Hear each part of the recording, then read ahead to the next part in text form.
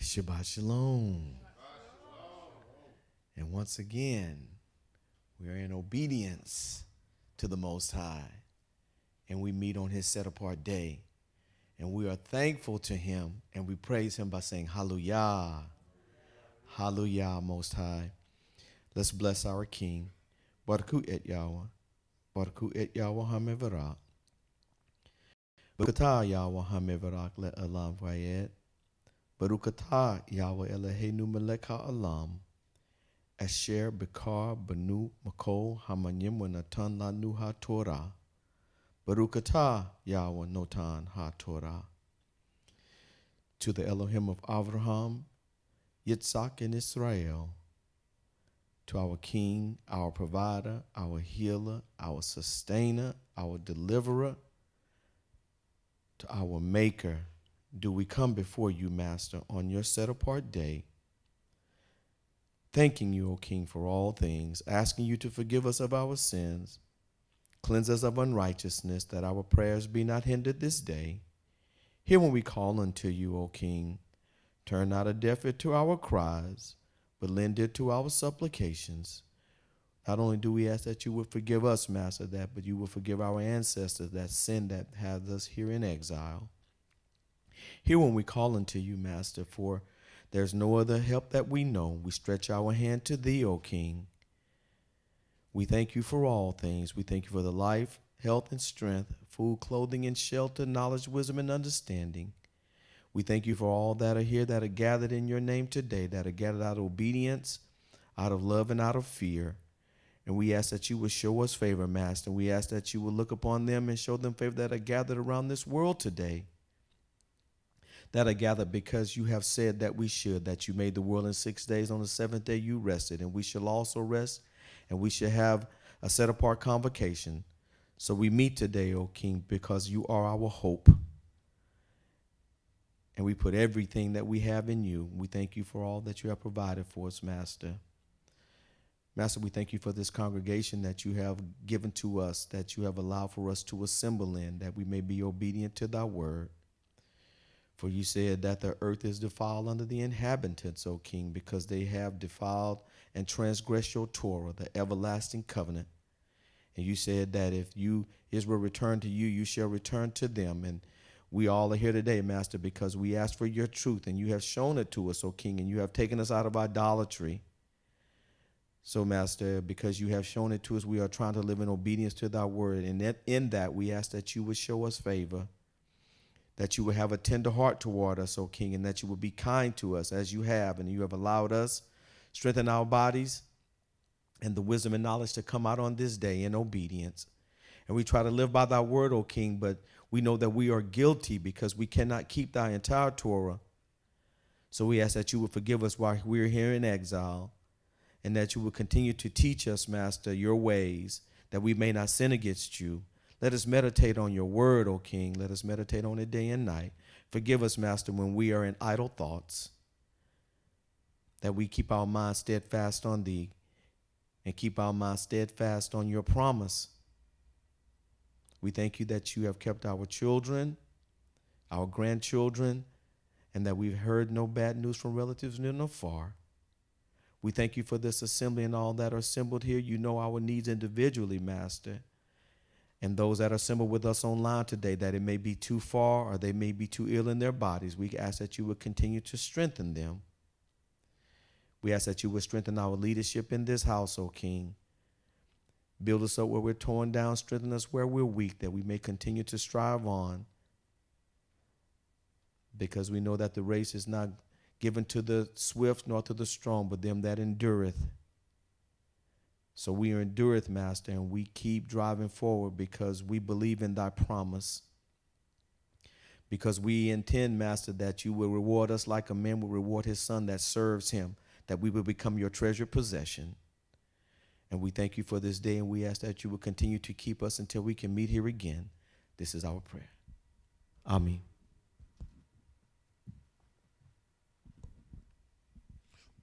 Shalom to all of you. Good to see you again and be able to meet here in the place that the Most High has provided for us to gather and to teach this wonderful, wonderful word that's called Torah. Reading today from the Helium, Psalms 126. We shall start there. Join with me, if you would, in reading. When Yahweh restored Zion's fortunes, we thought we were dreaming. Our mouths were full of laughter, and our tongues shouted for joy. Among the nations it was said, Yahweh has done great things for them. Yahweh did do great things with us, and we are overjoyed. Return our people from exile, Yahweh, as streams fill Vadi and Negev. Those who sow in tears will reap with cries of joy. He who goes out weeping as he carries his sack of seed will come home with cries of joy as he carries his sheaves of grain. Unless Yahweh builds the house, its builders work in vain. Unless Yahweh guards the city, the guard keeps watch in vain. In vain do you get up early and put off going to bed, working hard to earn a living, for he provides for his beloved even when they sleep. Children are, too, a gift from Yahweh. The fruit of the womb is a reward. The child born when one is young are like arrows in the hand of a warrior. How blessed is the man who has filled his quiver with them. He will not have to be embarrassed when contending with foes at the gates of the city. How happy is everyone who fears Yahweh, who lives by his ways. You will eat what your hands have produced. You will be happy and prosperous. Your wife will be like a fruitful vine in the inner parts of your house. Your children around the table will be like shoots from an olive tree. This is the kind of blessing that will fall on him that fears Yahweh. May Yahweh bless you from Zion. May he see Jerusalem prosper all the days of your life, and may you live to see your children's children. Shalom on Israel. We shall end the reading there. You may be seated. It's always good to be able to assemble in this place that the Most High has given us,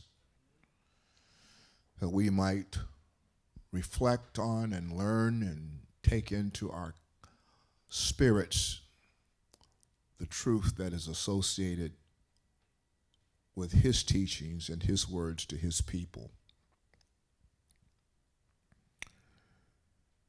While the nation of Hebrew Israel is large, yet and still the Most High is only dealing with a remnant.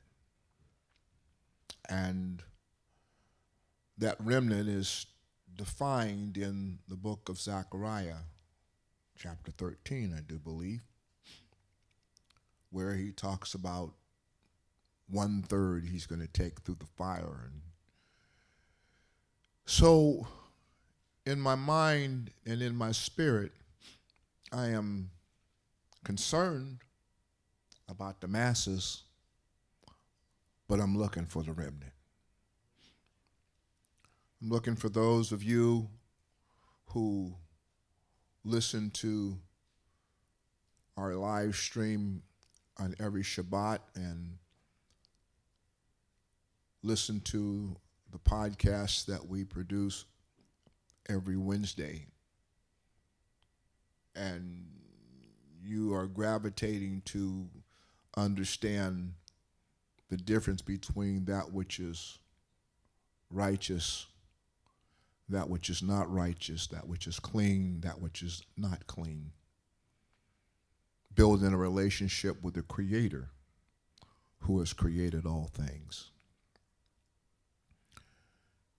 It is to you that we speak each Shabbat and each time we come before these mics on a podcast, hoping that you are learning, and what you're learning you're passing on to your friends, your family, your loved ones. even if they don't receive it, and even if they don't gravitate to it, when the times of trouble come, the text says, at least they shall know that there was a prophet among them. The words of the Most High are true, they are righteous, they are altogether lovely.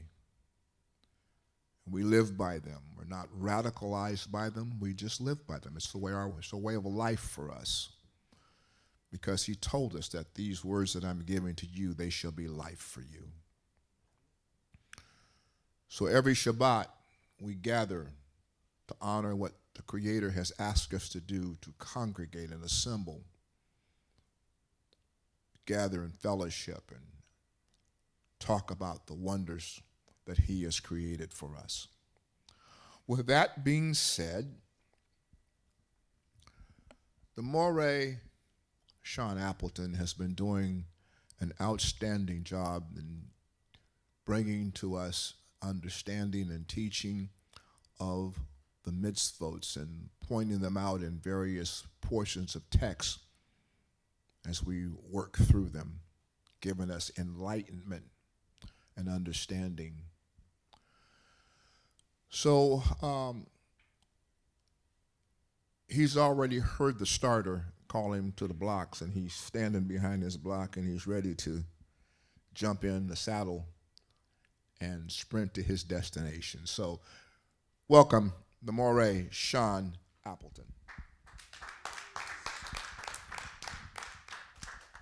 Thank you, sir. Usually I get up here with my trusty dusty microphone on my face, but it decided it wanted to act up today, so I don't have no patience with stuff that don't work. Just like the Most High, he don't have patience with stuff that don't work. He don't have patience with the people that don't work. So, to the beneficent, the Most High Yahweh, who has allowed me to be here today on this Shabbat to be able to honor a mitzvah that tells us to do what on the Shabbat?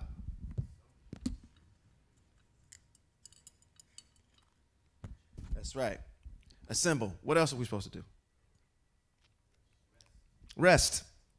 Absolutely. We're to rest. I'm sorry, that bottle look huge. It look ghetto up here. You taking some hit or something. That has allowed us to be here today to be able to worship on this Shabbat. So, to that one that has created all things in 6 days, that has created everything from nothing, the Most High Yahweh, upon which there is no other power. There is no other power other than the Most High. So I thank El Shaddai for allowing me to be here today. For all the dignitaries that are here in the room, too, I'm going to go in reverse order today. Brother Charles, he always going to be in the middle.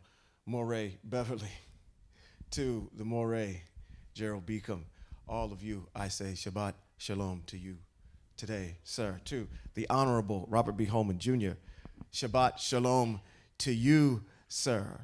To all of you that are joining us by way of the stream that wanted to be here but could not, those that may be observing a mitzvot that may not allow you to assemble. If you know those mitzvot, you know what those are. For all of those that are joining us, that are watching us, Shabbat Shalom to all of you, to all of our descendants that are here with us, and those that are not with us today, standing with us, shoulder to shoulder. Shabbat Shalom to all of you. I know it's cliche for me to say, but hopefully you stood on the shoulders of giants and were able to see further, to have a better understanding of the things that are germane to the Most High. So Shabbat Shalom to all of you. Now, do I have to ask? Apparently so. In Vayikra, chapter number what? 19, verse what? 32. What does it say? It says that you shall stand in the presence of those that have gray hair to give honor and respect, and to fear Yahweh, your El. So we're going to honor that mitzvot right now. Turn to the person that's closest to you. Look them in the eye. Look them in the eye. Look them in the eye. Because I know I got several people looking at this gentleman in the eye. Look him in the eye. And tell him, Shabbat Shalom.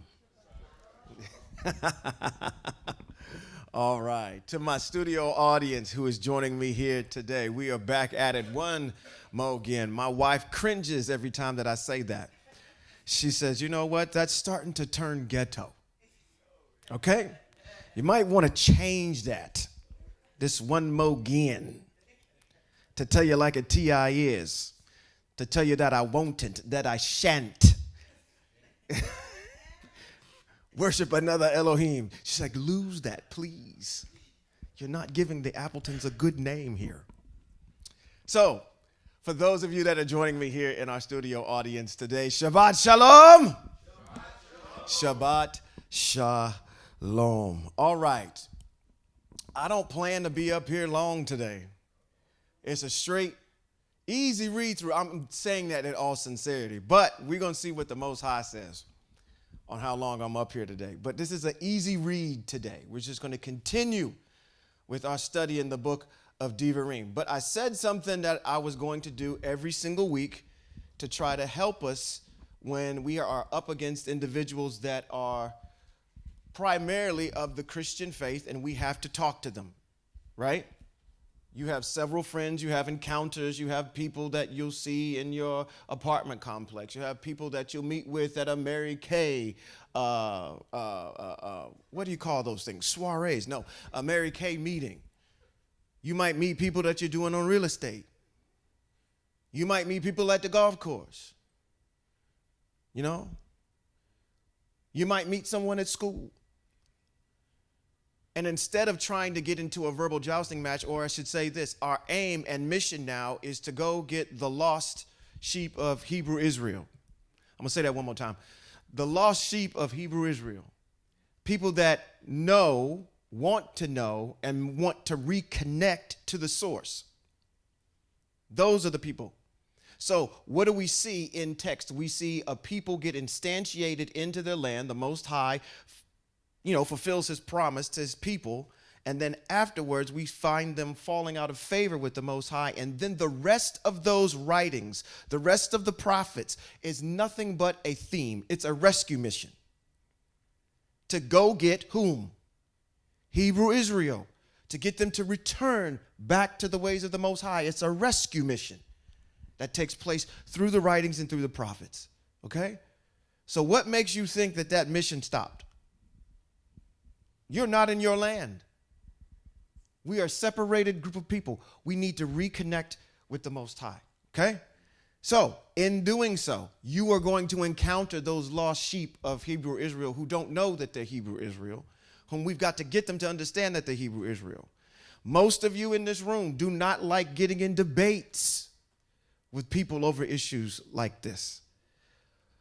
It's not a good feeling to sit there and try to, go back and forth and throw scriptures at people. So what did I suggest last week that you do? Just tell them your testimony. Just tell them your testimony. I saw these particular scriptures and it got me thinking. Our job is to course correct. The Most High will take them to their destination. They have to convince themselves, not you. They've got to see it for themselves and convince themselves, because when it comes time for conviction, they're more innate to go on their convictions at that particular point, because I'm convicted. I understand it personally for myself. So our job is to point them in the direction of the Most High. The Most High will do the rest. They're going to start reading things and digging into things and start to do their own research.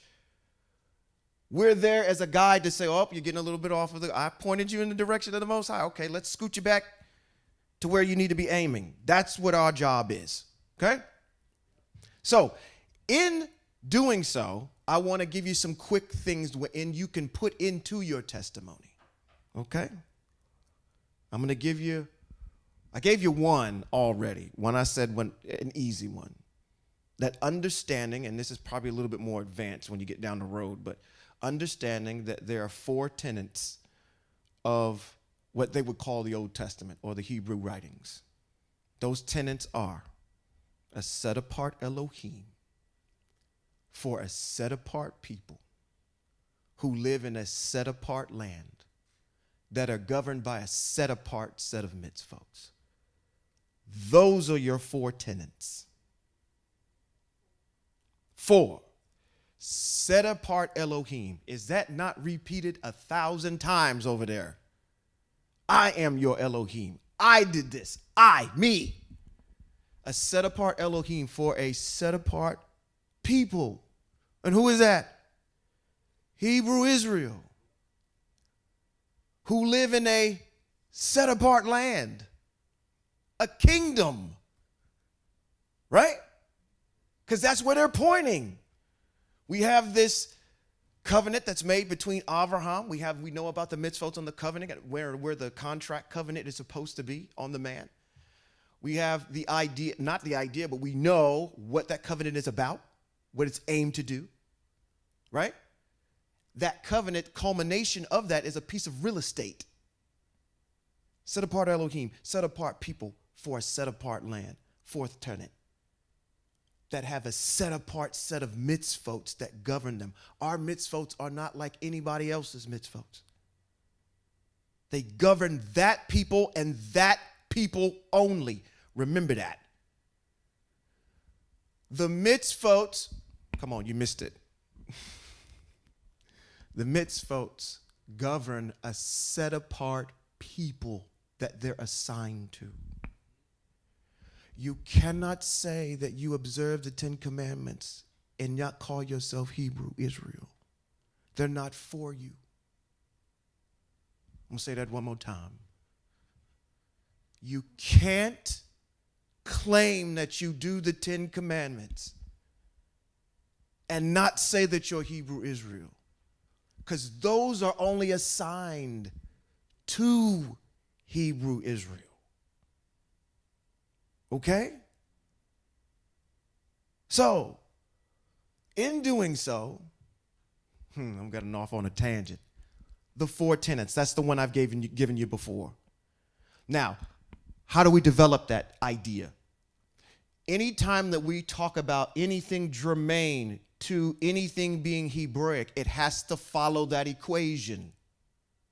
So if you want to pick something up out of the old, what you call the Old Testament, and bring it over to the New Testament, it has to follow the 4 tenets. It has to be about, if you're going to quote something, like you quoted in Isaiah about, and we shall call him Emmanuel, a virgin is going to give birth.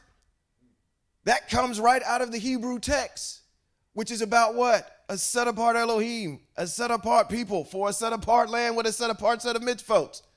So how are you applying that to what you're saying over here in the New Testament? Understanding those tenets and saying I have to carry those or play those forward made me look at, I'm giving you your line here. Oh, wait a minute. What, you want me to read something here? Where's that from? Tehillim, it says, he reveals his word to Yaakov, his laws and rulings to Israel. That's beautiful. Backed it up right there with what? That's what we call receipts. He has not, wait a minute, what does it say? He has not done this for other nations. They do not know his rulings. Quote that. Where are you pulled that from? Tehillim 147:19. Tehillim, look at this. Hebrew Israel coming. My mores are aiding me. Tehillim 147:19. Psalms. Thank you. Psalms 147:19. Right. Now, we got to follow that particular rule of law by precedent. You can use that. When I started applying those tenets to what I was reading in the New Testament, things weren't lining up. So it made me question some things. Something simple like that. Let me give you another one. So here's the one for today. I'm going to give you This is the header, and I want to try to do these so you can do these in at least 2 verses, and that's it. Because after that, you're probably thinking, oh, okay, well, I need to be some type of theologian or something, and I need to call on the mores. That's not what we're here to. I'm not. You need to talk to. No, I'm not. You got as much Yahweh in you as I do. The difference is that I like to rip necks out when I do it. That may not be the approach for that particular situation. That's why he put you in it. If I was supposed to talk to somebody, the Most High is going to put that in my way. The Most High wanted you to talk to him. He's going to put that person in your way. There's something that you two are connecting on a particular issue. You're either there to, I don't know, go grocery shopping or do whatever, or go to an event. That person is in your space. You have something in common. So you can relate to them. You know how to speak to them. Okay? But the point of me doing this is so I can build up your confidence. So you can quote these types of things. So in your testimony, you can say, these are the types of things that I read in the New Testament that got me thinking, I need to investigate this a little bit further. Now, under the header, this is what this is going to be. The purpose of Christ. The purpose of Christ. What's Christ's purpose? Okay? It's an easy one. I'm going to do a lot of repetition. Stuff you've already heard before, I'm going to go over it again. Well, let's just header this one. What is the purpose of Christ? What is his purpose? Save his people from their sins. You're going to quote Matthew chapter 1, verse 21. Let's get it. Matthew chapter 1, verse 21, which again is on this idea of this is for a particular group of people.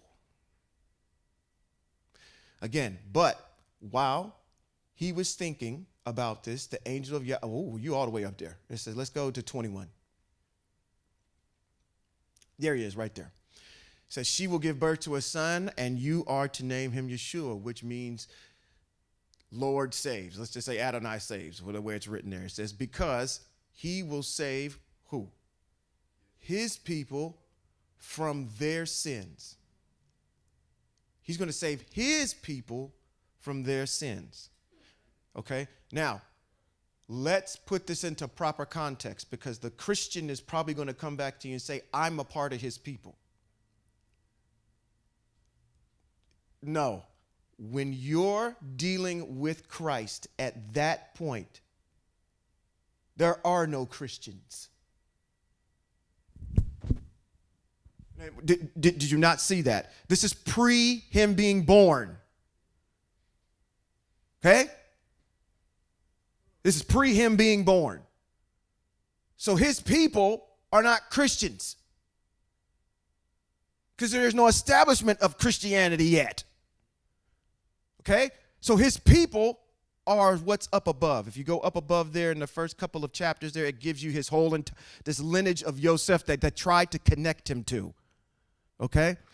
But it's his people from their sins. What is a sin? This is what you got to have in your gun belt. What are sins to Hebrew people? If we've just established that it's his people and Christianity had not been established yet, so they have to be Hebrews, we have the evidence of that, because what's up above it is a bunch of Hebrew people, his people. What is sin to the Hebrew? The violation of the mitzvot. Okay? They'll be able to follow you with that one. Okay? They'll be able to follow you with that one. So, to have this be in action. So here's the idea. It's instantiated here. Let's see if Jesus himself confirms his mission out of his own mouth. He's going to tell you something. Let's go over to Matthew. This is the second one you're going to quote. So I said 2 verses I'm going to give you. This is how you do it. Matthew chapter 1, verse 21. Matthew chapter 15, verse 21. That's all you got to remember is the 21s. Because it's 1 and 21, 15 and 21. Okay? We start up at the top. It says, Yeshua left that place and went off to the region of Seor and Sidon. And a woman from Canaan who was living there came to him. You don't even need to get into the Canaanite issue with the mitzvot on that, okay? That's a deeper dive. We're not there yet, okay? A woman from Canaan who was living there came to him pleading, Sir, have pity on me, son of David. My daughter is cruelly held under the power of demons. But Yeshua did not say a word to her. Then the Talmudim came to him and urged him, Send her away because she is following us and keeps pestering us with her crying. He said, I was sent only to the lost sheep of the house of Israel. So you can't get over into John 3:16 and said, Yah so loved the world that he gave his only begotten son, such whomever. No. He came for, if that was true, if this Jesus was sent, he was only here for a certain group of folk. Okay? So when I started, this is where you go with this. When I started looking at, now I see his purpose, pre him being born. Now I see out of his own mouth, out of experiential knowledge and in the field, boots on the ground, interaction with the people, out of his own mouth he professes that, what? I've only come for the lost sheep of Israel. It got me investigating on who Israel is. Israel is the 12 tribes. You can freeform after that, okay, and see where it goes. But all you're doing is giving your testimony. When I saw this, I needed to start investigating who Israel actually is. Now, you might get some Christians, I've heard this, come back and say, once you believe in Christ, we're all Israel. That is a doctrine that I've heard it online. Several folks have said, once you believe in Christ, now you're considered Hebrew Israel. And that's where I would get ready to go. Show that to me. Give me your receipts for that. And, matter of fact, make sure the receipt is issued by the certified manufacturer, which is Yahweh himself. I want to see that receipt that came out of Yahweh's mouth that said, this is what this plan is. Not a man-made plan that's been rolled out, but the one that Yahweh said. Give me the receipt for that. Okay? But again, I'm not here to get in a verbal jousting match. I'm just giving you my testimony. Okay? I'm looking at these things, and these things are not lining up. All right? So, what is the purpose of Christ? What is the purpose of Christ? To save his people from their sins, and he came back only for who? The lost sheep of the house of Israel. And we know who that is. Okay? You don't have to spiritualize that. We know who the house of Israel is. Well, who is that? Now we got to go all the way back over there to that book y'all don't like to be in, which is the Old Testament. And what you need to be is around some teachers that'll show you, you melanated folk, who you actually are. That's pointing to you. That's not pointing to somebody. Okay. Let me stop. Because I said I wasn't going to be up here long, and I'm already almost a half an hour into it already, and I ain't started reading yet. Exactly. Okay. We got it? Okay, so next week, I'm going to go ahead and give you another one that you can kind of add on to that. But I got to do one more. Because I did it last week, and then I did it in the podcast, and I'm going to do it one more time. Because I asked my friend and my mentor to do this, and he didn't do it. So I said, if you don't, I will.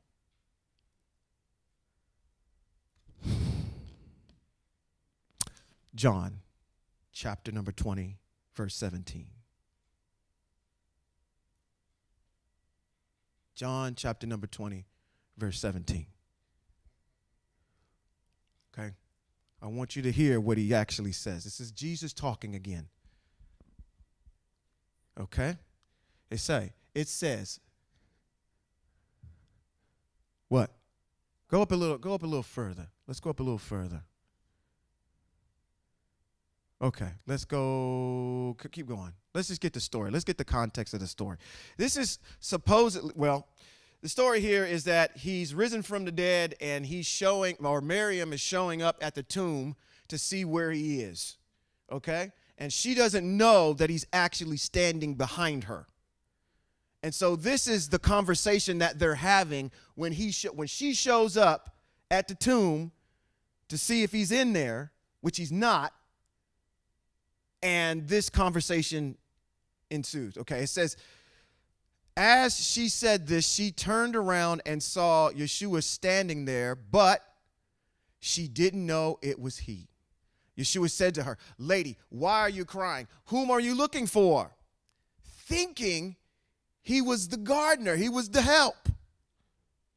She said to him, "Sir, if you are or if you're the one who carried him away, just tell me where you put him, and I'll go and get him myself." She was supposed to be believing that he was supposed to be risen from the dead. She showed up with no anticipation of that actually being true. Because she was looking for what? She's looking for a body, right? So she didn't believe it when he was alive. It says, Yeshua said to her, "Miriam," turning, she cried out to him in what? Hebrew. Rabbani, that is teacher. "Stop holding on to me," Yeshua said to her, "because I haven't gone back to the Father.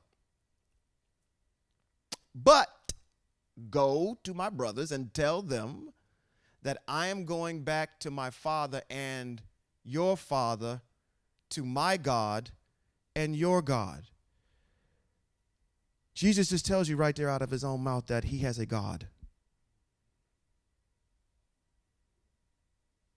Now, when you read stuff like that, you start asking yourself the question, what in the world am I doing looking at this guy? Because your God prays to mine. Yours has no more power over mine. Quite frankly, if you go back and read it in context, you get the mind of Christ here, because he doesn't think of himself as a God either. Because he says right before it, "To my Father and your Father, my God and your God." That doesn't sound like somebody that's deified themselves. Okay? Put that one in your back pocket. Just pop it out and say, "Can you explain this one to me? Does Jesus have a God?" Apparently he does, because out of his own mouth he says that he does. Okay? All right. Let's go back over to Dvarim chapter number 31. We've got 4 more chapters before we are finished with this whole entire series. And I'm excited because it has been a ride. Dvarim chapter number 31, which is Deuteronomy. Again, I'm going to ask you pop quiz. What is the book of Deuteronomy about? What is the book of Dvarim about? I'm not doing a good job up here. Dvarim. The whole purpose of Dvarim, or the chapter of, or the book of Dvarim, how they've divided it up in this portion of Hebrew text, is to do one thing. Moses, or Moshe, is getting Hebrew Israel ready to cross over into the land. All right? So the book is subcategoried and broken up into these particular subcategories that I've made up by observation. First is, chapters 1 through 12 deal with remembering. My wife over here said, go over this too. What does the Dvarim mean? Deuteronomy means the second, or the continuation of the law. What does the word Dvarim mean? The words. Okay. So we've got the first 12 chapters that deal with the issue of remembering, from the time of Mount Horeb all the way through the wilderness to where they are right now. And then you have chapters 13 through what?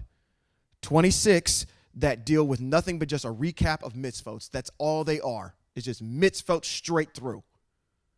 So chapters 13 through 26 are just mitzvot. Chapters 27 through 28, who can remember what's in those? Those are your blessings and your curses. Where are they written? On Mount Exile and Mount Dvarim, right? Okay, they're supposed to be plastered on these stones. They're supposed to be written out. So we have 27 and 28 that deal with the blessings and the cursings. So what do we have in 20 what? Oh, excuse me, 29 and 30. I threw your moray under a truck for this. She said Moses' last words. Moshe's last words.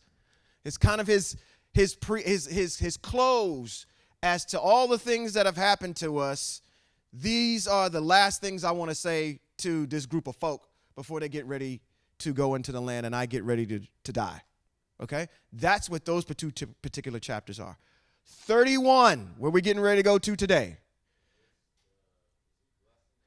That's right. Well, no, that's coming later. Individual tribes come later. What's getting blessed here is, or you're going to see the coronation of Yahushua.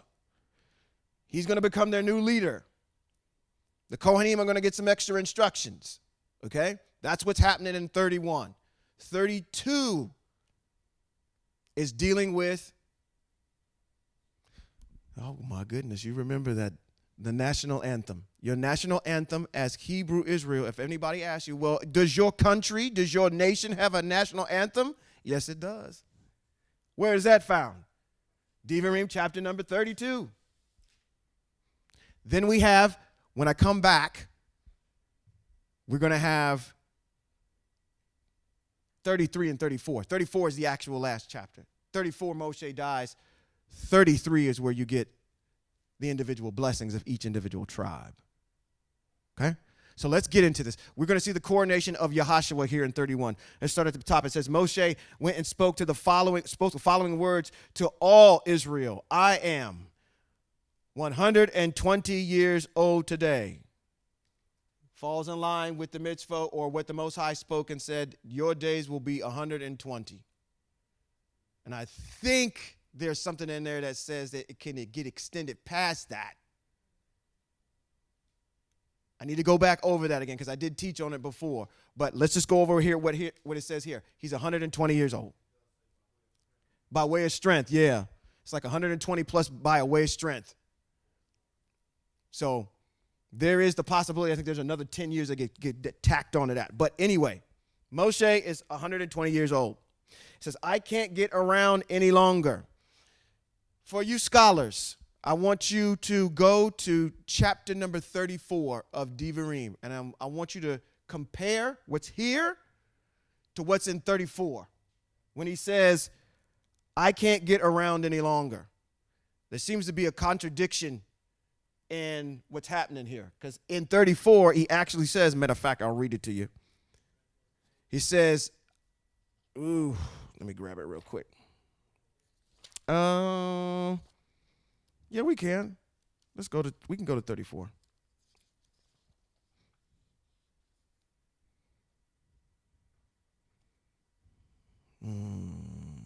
Seven. 34.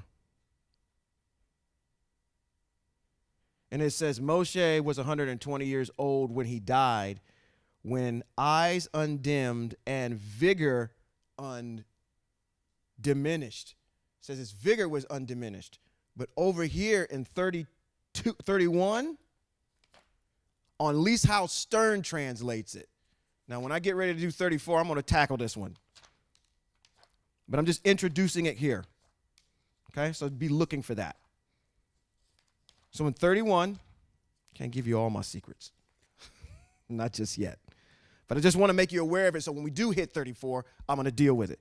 But here he says in 2 and 31, so go back to 31 and 2:1, he says, I'm 120 years old today. I can't get around any longer. Vigor undiminished and I can't get around any longer doesn't go together. Okay? So we got to reconcile those two.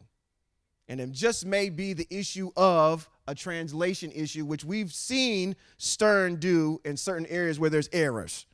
Have we not? We've seen that. Okay? But let's keep going. It says, moreover, Eya Asher Eya said to me, you will not cross this Yarden. Eya Asher Eya Yoel, he will cross over ahead of you. He will destroy these nations ahead of you, and you will dispose of them. Yahushua, he will cross over ahead of you, as Eya Asher Eya has said. Eya Asher Eya will do to them what he did to Sihon and Og, the kings of the Emori, and their land. He destroyed them. Eya Asher Eya will defeat them ahead of you, and you are to do to them just as I have ordered you to do. Be strong, be bold. Don't be afraid or frightened of them, for Eya Asher Eya Yoel is going with you. He will neither fail you nor abandon you.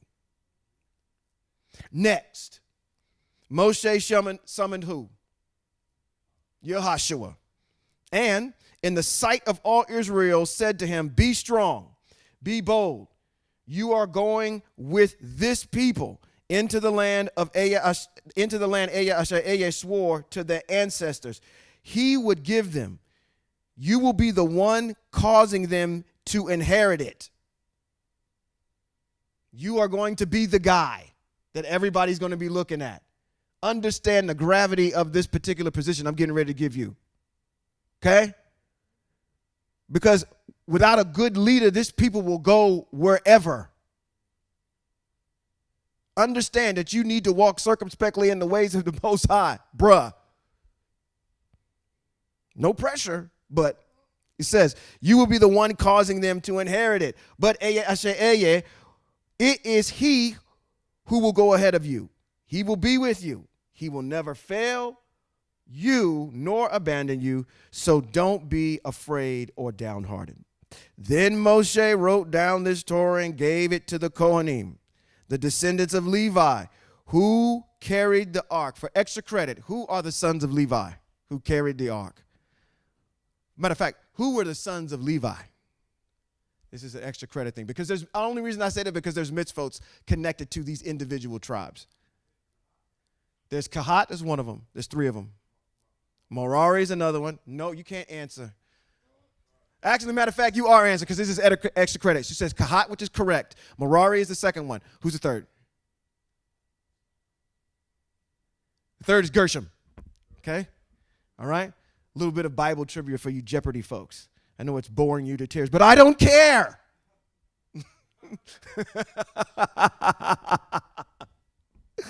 Woo! You got to be able to pull this stuff out. Comes like right out of the Rolodex. The three, and the covenant of Eya Asher Eya, and to all the leaders of Israel. Moshe gave them these orders. At the end of 7 years, during the festival of what? Sukkot. In the what? In the year of what? The Shemitah year, which you can go back to Dvarim if you want to go back and review this. Dvarim, I'm giving you your receipts. Chapter 15, verse 11, verses 1 through 11. Deuteronomy, chapter number 15, verses 1 through 11 will give you your mitzvot on your Shemitah years. Okay? When all have arrived, when all of Israel have come. Where did I get all have arrived? Wow. It says, when all Israel have come to appear in the presence of Eya Asher Eya at the place he will choose, you are to read this Torah before all Israel so they can hear it.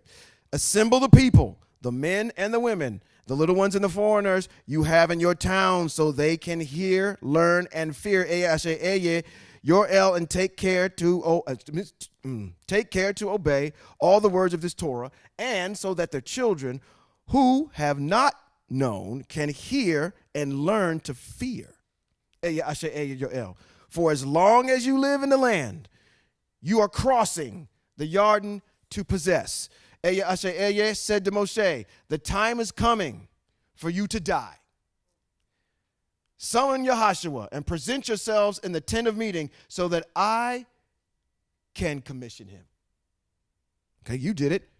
Now I'm going to. It says Moshe and Yahushua went and presented themselves in the tent of meeting. Eya Asher Eya appeared in the tent of meeting. How does the Most High appear? as a cloud? Can the Most High appear as a man? Yes. How do I have proof and receipts of that? Who did he wrestle? Who did Jacob wrestle with? The Most High. So nobody can come back to you, and you got to be able to use this too. Okay, you want to sit over there and quote Bamidbar chapter number, or the Numbers chapter number 23 verse 19 that says what? I am not a man that I should lie or change my mind. And that is correct. Just because he appeared as a man doesn't mean that he is a man. He can appear as a burning bush. He can appear as a cloud of smoke. He can appear as a man, but he is not a man. Okay? All right. Wanted to emphasize that point. Where are we? It says Moshe, okay, so they presented themselves in the tent of meeting, in the tent, in a cloud, in a column of cloud. The column of cloud stood above the entrance to the tent of meeting. Eya said to Moshe. So, okay, let's see what the Most High has to say. You are about to sleep with your ancestors. You're getting ready to die. But this people will get up and offer themselves as prostitutes to the foreign elves of the land where they're going. I'm already knowing what they're going to do. Okay? When they are when they are with those elves. See, you know what? I got to stop here. I got a side quest I got to take. Because you know what? I would use this. Let me go back. It says at 16, it says, Eya said to Moshe. I'm going to tell you how my mind is working right now. It says, you are about to sleep with your ancestors, but this people will get up and offer themselves as prostitutes to the foreign elves of the land where they are going. Now, did that happen? Okay. So right here, right now, what I saw was the Most High said something that was going to happen and has happened. So he knows the past, present, and future. So if he knew that doing away with the mitzvot wasn't going to work, then why would you even give them in the first place? If you have a plan on how something's going to work already at the end, I already know how this is going to end. Why are you changing midstream? Own folk, you had it set up a certain way. I do not lie or change my mind. I just said it in Bamidbar chapter number 23, verse 19. I know the end from the beginning. What? Yes, sir. Yes, sir.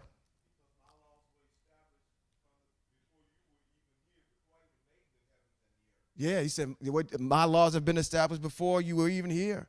Before everything was created, my laws were established.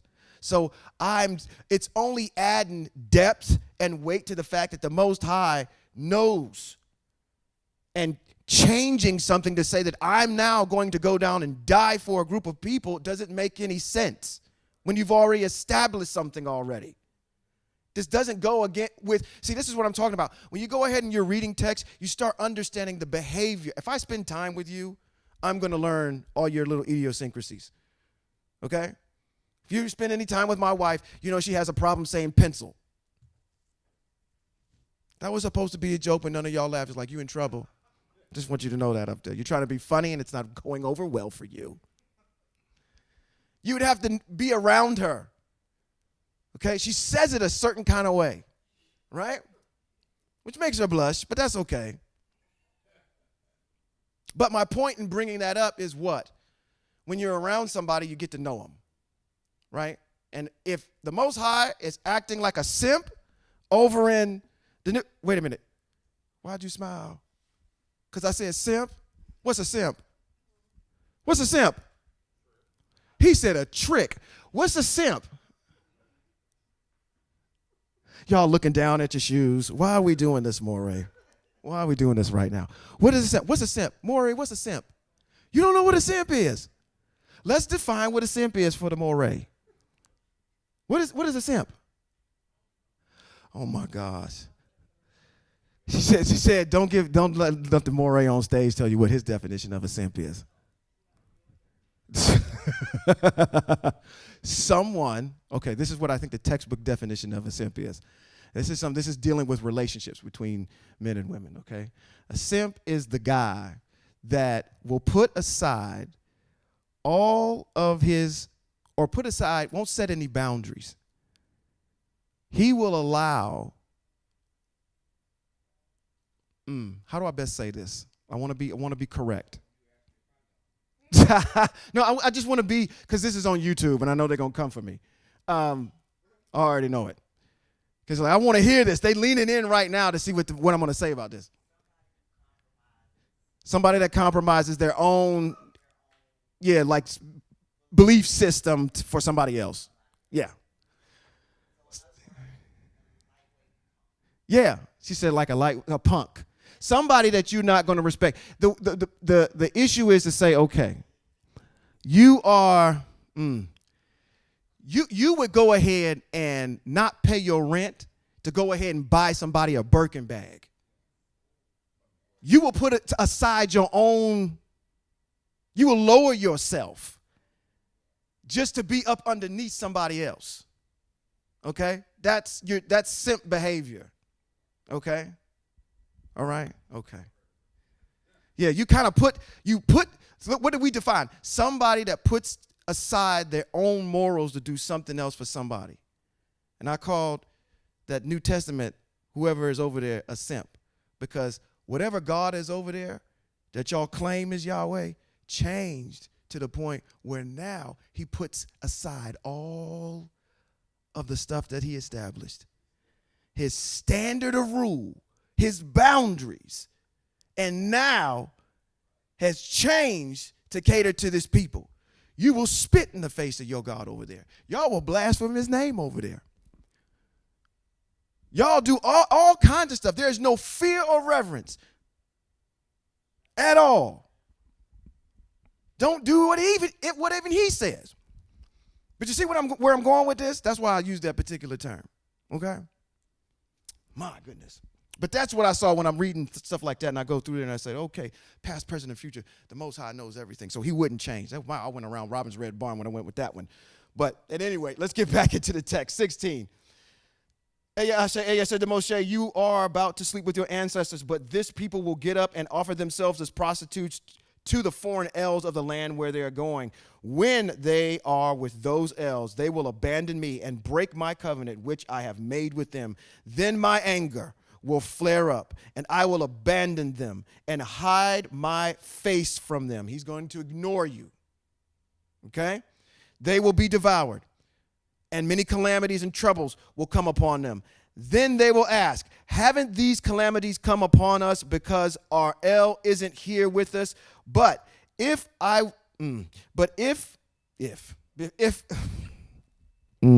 slow down. But I will be hiding my face from them because of all the evil they will have done in turning to other elves. Therefore, write this song for yourselves and teach it to the people of Israel. Have them learn it by heart, so that this song can be a witness for me against the people of Israel. For when I have brought them into the land, I swore to their ancestors, flowing with milk and honey, and they have eaten their fill, grown fat, and turned to other elves, serving them and despising me, and broken my covenant. Then, after many calamities and troubles have come upon them, this song will testify before them as a witness, because of their descendants will still be reciting it. Are we not getting ready to do it? My goodness. You see this? Their descendants are going to continue to recite it, and we're getting ready to recite it here in a second. It says, we'll be reciting it and will have not forgotten it. For I know how they think, even now, even before I have brought them into the land about which I swore. So Moshe wrote this song that same day and taught it to Israel. Eye also commissioned Yahshua the son of Nun with these words: be strong, be full of courage, For you are to bring the people of Israel into the land about which I swore to them, and I will be with you. Moshe kept writing the words of this Torah in the book until he was done. When he had finished, Moshe gave these orders to the Leviim who carried the ark with the covenant of Yahweh. Take this book of the Torah and put it next to the ark with the covenant of Yahweh Yoel, so it can be there to witness against you. For I know how rebellious and stiff-necked you are. Here, even while I am still alive with you today, you have rebelled against Yahweh. So how much more will you do so after my death? Assemble for me all the leaders of your tribes and your officials, so that I can say these things in their hearing, calling heaven and earth to witness against them, because I know that after my death, you will become very corrupt. How does he know that? The Most High just told him. He says, you will become very corrupt and turn aside from the way which I have ordered you, and that disaster will come upon you in the Aharit Chachamim, which is the last end of days, because you will do what Yahweh sees as evil and provoke him by your deeds. Then Moshe, in the hearing of the whole assembly of Israel, the words of this song, from the beginning to the end. Here's your national anthem. Okay?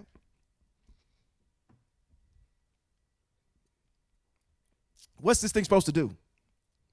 It's supposed to testify against you on how we've abandoned the ways of the Most High. Right? What did he say? Wait a minute. Let's go back and get it. It says in 19. You don't have to go. Matter of fact, let's go back up to 19. 30 and 19. It says, therefore, write this song for yourselves and teach it to the people of Israel. Have them learn it by heart, so that this song can be a witness for me against the people of Israel. For when I brought them into the land I swore to their ancestors, flowing with milk and honey, and they have eaten their fill, grown fat, turned to other idols, serving them, despising me, and broken my covenant. Then, after many calamities and troubles have come upon them, this song, we're getting ready to read, this song will testify before them as a witness, because their descendants, all of you, will still be reciting it and will not have forgotten it. For I know how they think even now, even before I have brought them into the land about which I swore. Chapter number 32, this is the song.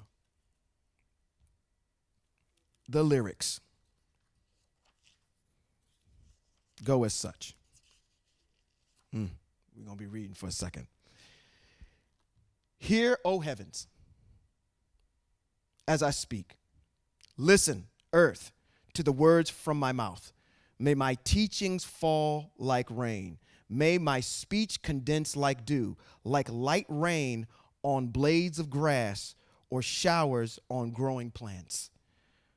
For I will proclaim the name of Yahweh. Come, declare the greatness of our El, the rock. His work is perfect, for all his ways are just.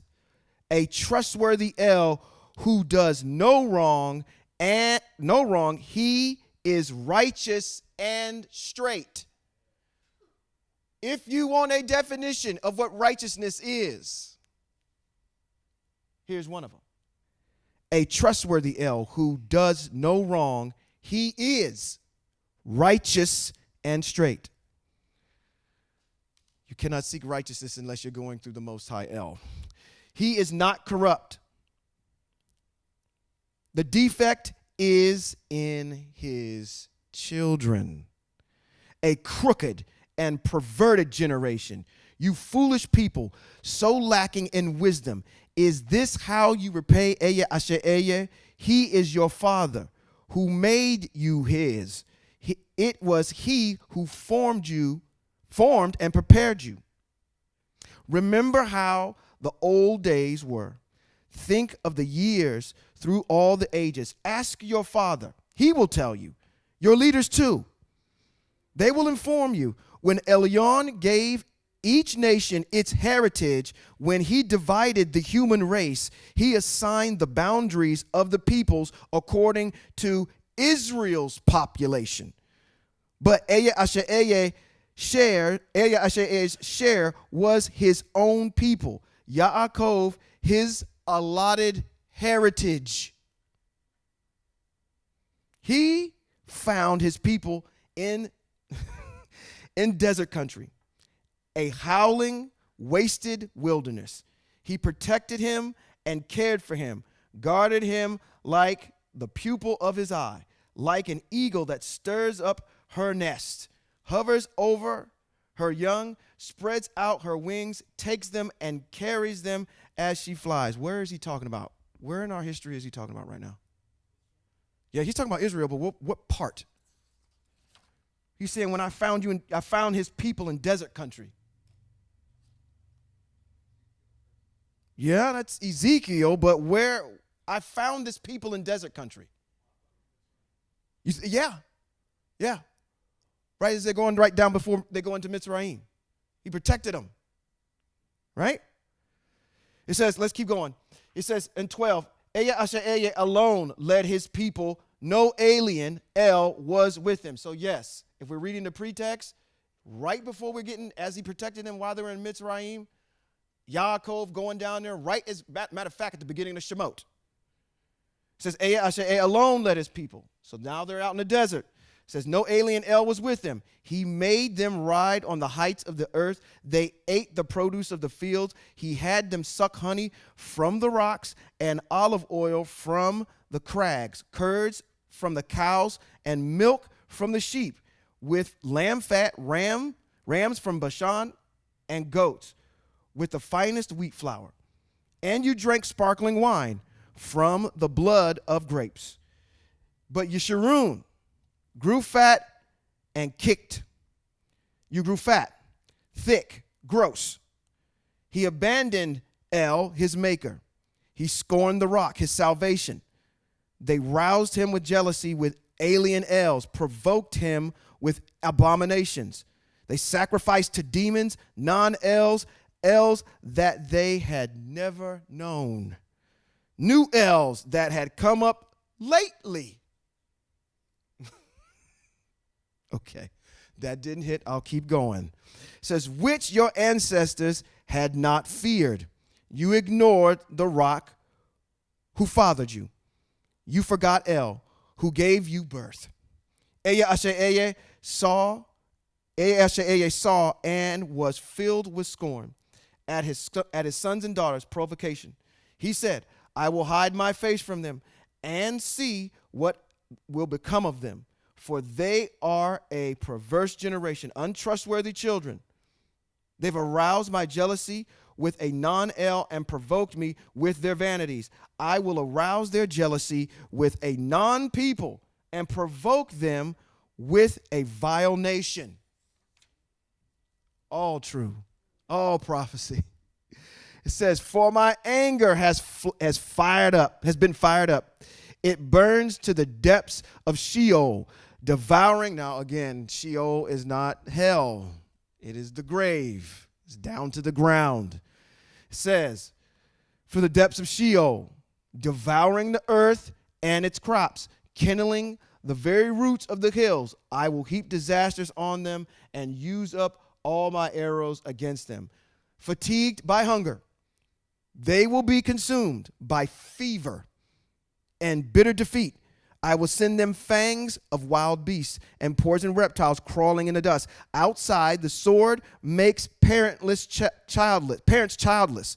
Inside, there is panic. As young men and girls alike are slain, sucklings and graybeards together. I considered putting an end to them. erasing their memory from the human race. But I feared the insolence of their enemy, feared that their foes would mistakenly think we ourselves accomplished this. Eye Asher Eye had nothing to do with it. They are a nation without common sense, utterly lacking in discernment. If they were wise and they could figure it out and understand their destiny, what do you think we're trying to do with the folk out there? We're trying to get them to do this. It says, after all, how can one chase 1,000 and put 10,000 to rout? Unless their rock sells them to their enemies, unless Eye Asher Eye hands them over. For our enemies have no rock like our rock. Even they can see that. Rather, their vine is from the vine of Sodom and the fields of Amorah. Their grapes are poisonous, their clusters are bitter, their wine is snake poison. The cruel venom and vipers, isn't the hidden with me, sealed in my storehouses? Vengeance and payback are mine for the time when their foot slips, for the day of their calamity is coming soon. Their doom is rushing upon them. Yes, Eye Asher Eye will judge his people, taking pity on his servants when he sees that their strength is gone, that no one is left, slave or free. Then he will ask, where are their elves, the rock in which whom they trusted? Oh, there's this text over there in the New Testament that keeps coming up in my head where they said, where Peter gets over there and JC is talking to Peter, says, on this rock I will build my church. Yeah, here we go. Says, the Most High is asking, where's that rock of whom you trusted? 38, who ate the fat of their sacrifices and drank the wine of their drink offerings. Let him get up and help you. Let him protect you. Now that I, yes, I am he, and there is no El beside me. I put to death and I make alive. I wound, I heal. No one saves anyone from my hand. Okay. I'm surprised you've sat back there this long and not jumped in yet. 39. Go back up to 39. Let's go slow. That's what my more. Let's honor what the Moreh wants to do. Let's go really, really slow. Now, see now that I, yes, I am he, and there is no El beside me. Yes, period. There's no continuation of a thought. So if it is not Eye Asher Eye, then there is no other. I put to death, I make alive, I wound, and I heal. No one saves anyone from my hand. Nobody. He cannot be the conduit between you and the Most High. He cannot save you from the Most High, even if he wanted to. You fall out of compliance with the Most High, there is no Christ alive or dead that is going to save you. Now, come on. I got to turn y'all mics on. Yes, sir. No, go ahead.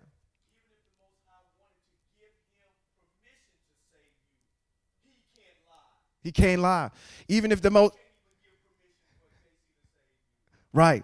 So the comment was that the Most High, even if he gave JC permission to save you, he stood and couldn't do it. Because it's still a violation of this. See, this is what I'm saying. This is what I need to add into your testimony. When I read stuff like this, it's pointing me in the direction of the Most High. Something ain't been told to us right. Okay? Just point them in the direction and let the Most High do the rest. Take them the rest of the way. That's what he did with you. Somebody pointed you in the right direction, said something to you, and made you start investigating that issue. That's the Most High working in there with you. Say, okay, you want me to know my truth? Okay, fine. I'm going to put the stuff in your way. Put you next to this person, okay? All right. Nobody can save you from my hand. 40. For I lift up my hand to the heaven and swear, as surely as I am alive forever, if I sharpen my flashing sword and set my hand to judgment, I will render vengeance to my foes, repay those who hate me. I will make my arrows drunk with blood. My sword will devour flesh, the blood of the slain and the captives, flesh from the wild-haired heads of the enemies. Sing out, you nations, about his people, for he will avenge the blood of his servants. He will render vengeance to his adversaries and make atonement for the land of his people. That is the conclusion of that song. Who are his servants? That's the question in the back. Who are his servants? Hebrew Israel is his servants. Comment was, it's in Isaiah who his servants are. It's spelled out in Isaiah. I will avenge them. Okay? You don't need to be on the wrong side of the field with this one. Okay?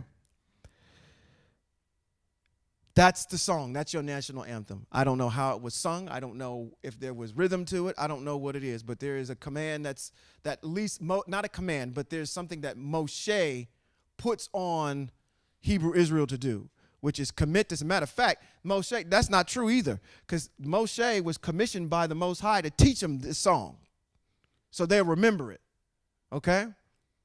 So maybe that's one of the things I got to do, maybe I'm going to purpose to do, is to try to memorize this whole entire thing, which would be a feat. Oh, don't act like y'all can't. Y'all go to see them movie stars do it all the time, give them long monologues. It can be done. He said, that ain't me. Let's go ahead and finish out the chapter here, 44 all the way to the end. It says, Moshe, after he got done giving them this song, it says, Moshe came and proclaimed all the words of this song in the hearing of the people and of,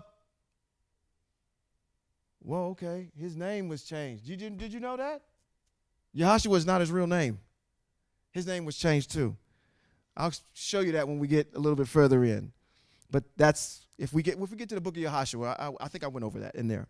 But this Hoshea, the son of Nun, which is Yahushua, says, when he had finished speaking all the words to all Israel, he said to them, take to heart all the words of my testimony against you today, so that you can use them in charging your children to be careful to obey all the words of this Torah. For this is not a trivial matter for you. On the contrary, it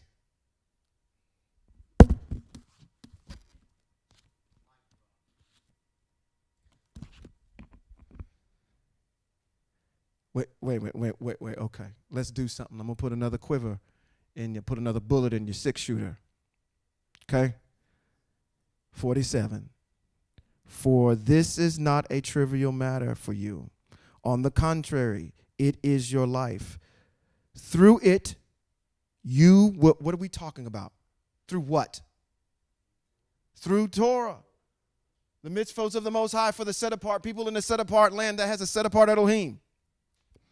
It says, through it, you will what?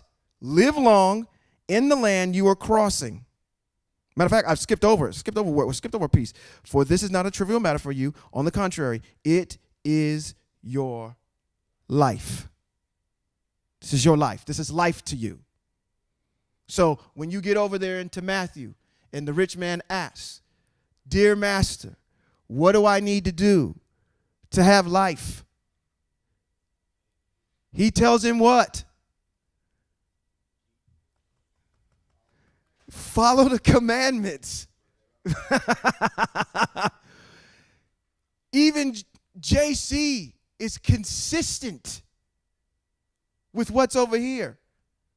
All right? Even he is, of all folk. 48. That same day, Asher said to Moshe, go up into the Aviram range. Okay, I think that's how you say that. To Mount Nebo, in the land of Moab, across from Jericho, and look out over the land of the Canaanite, which I am giving the people of Israel as a possession. Go look at the real estate that I'm going to give them.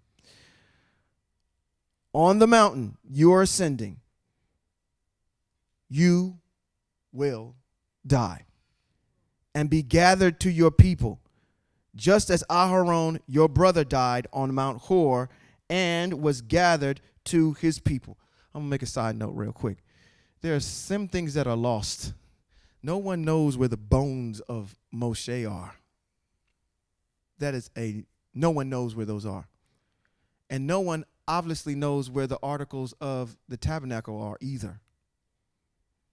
You remember this? There's a character y'all all are familiar with. I know some of y'all are familiar with it. Y'all familiar with a character that Harrison Ford played? He played it in a very famous movie called Indiana Jones. Right? What was Indiana Jones looking for? He was looking for the ark. And the Raiders of the Lost Ark. Yeah. If you haven't seen that movie, I know these kids in here are like, Dad, you're old. Indiana Jones, Raiders of the Lost Ark. They're looking for the articles of the tabernacle. That's what Indiana Jones is looking for.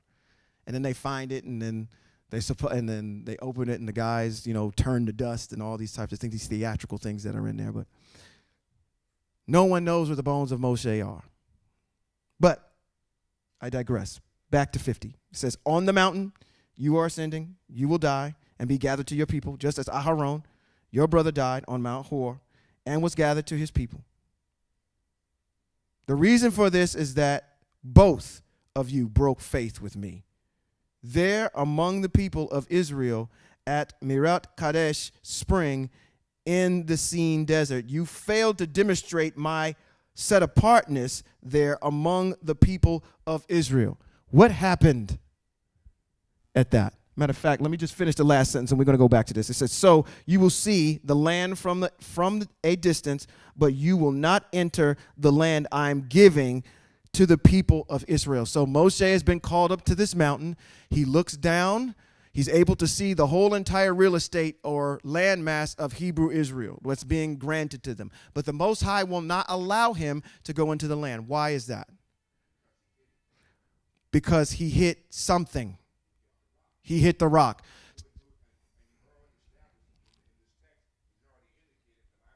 Yeah, he's indicated that he's the rock. Yeah. Right. Yeah, that's an excellent way to look at it. What happened there? What's the Most High tell him? Most High tells him, he said, speak to it. Don't hit it. Speak to it. But you decided that you wanted to speak to it. So you wanted to do whatever you wanted to do.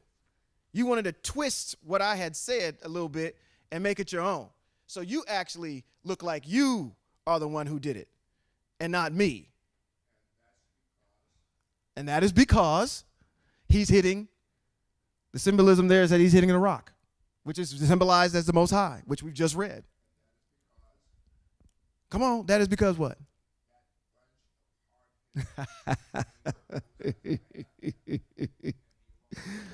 Oh, man.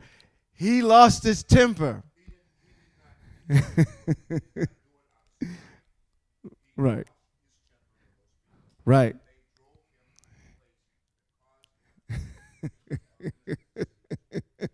Hebrew Israel. Yes, sir.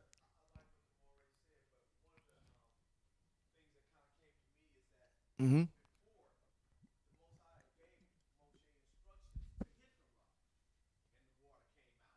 Right.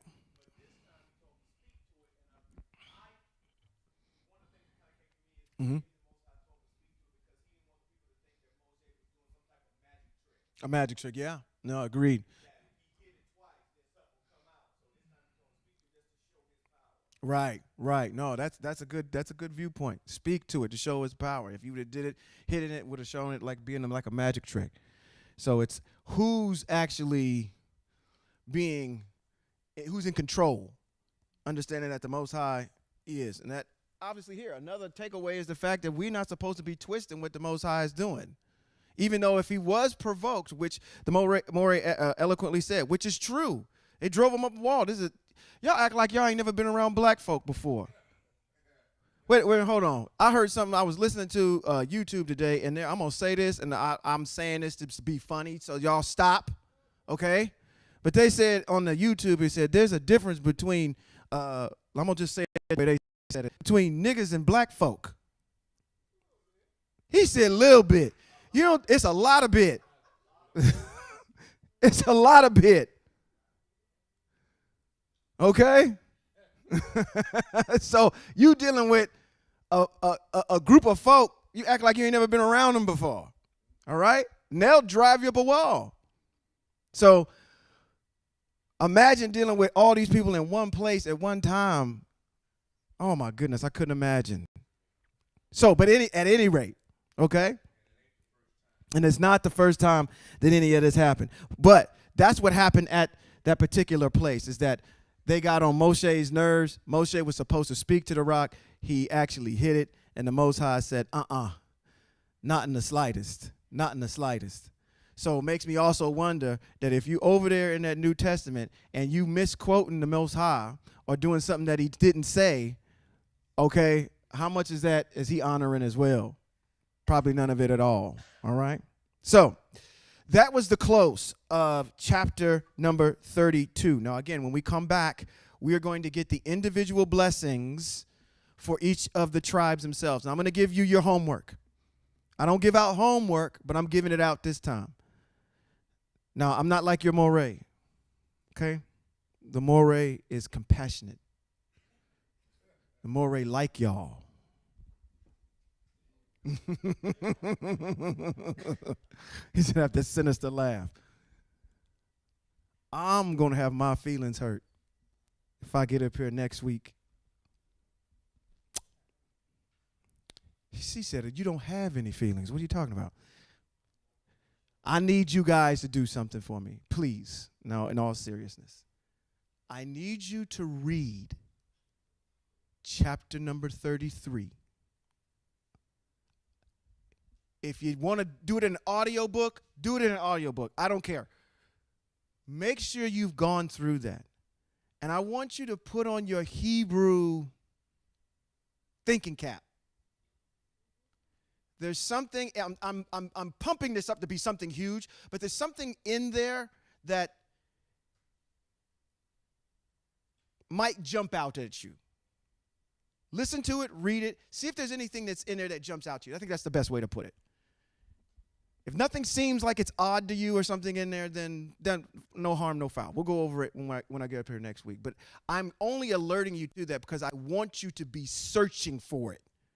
I want you to go in there. I know you go in there with a mind of saying, okay, I've got a blank slate. I'm reading it for face value. I'm applying the Hebrew culture, language, all those types of things that what being Hebrew is to the text. So I have a contextualized view, not only from start to finish on how to read the chapter, but also applying those types of things because I have to infuse a culture into the text. I can't not do that. I can't talk about Americans and not talk about American culture, okay? So with that being said, I want you to read it from not only that standpoint, but read it with a discerning eye to see if there's something that comes out that might pop out at you, okay?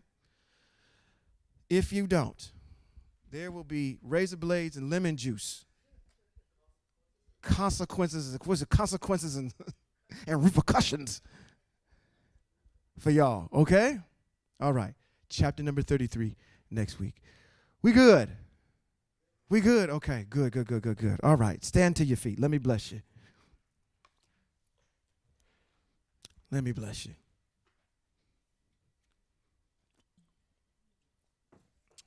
I thank the Most High for allowing him to let us have a congregation where we can assemble as Hebrew Israel,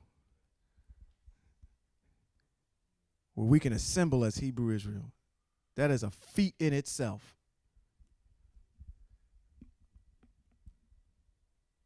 Bamidbar, chapter number 6, verse 24 through 26, simply says this in the Hebrew.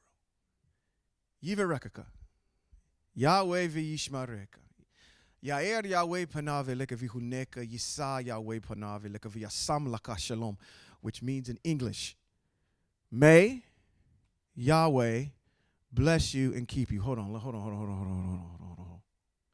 Let's read it together. I read it up here all the time by myself.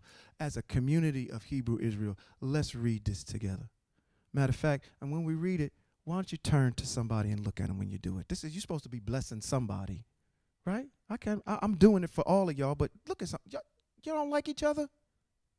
Look at each other. Look at each other. Look at each other and glance back, okay? Glance back once or twice. That's the person that you're going to do it to. Okay, let's read it together. It says, may Yahweh bless you and keep you. May Yahweh make his face to shine on you and show you his favor. May Yahweh lift his face towards you and give you shalom. West Coast Hebrews, until next time.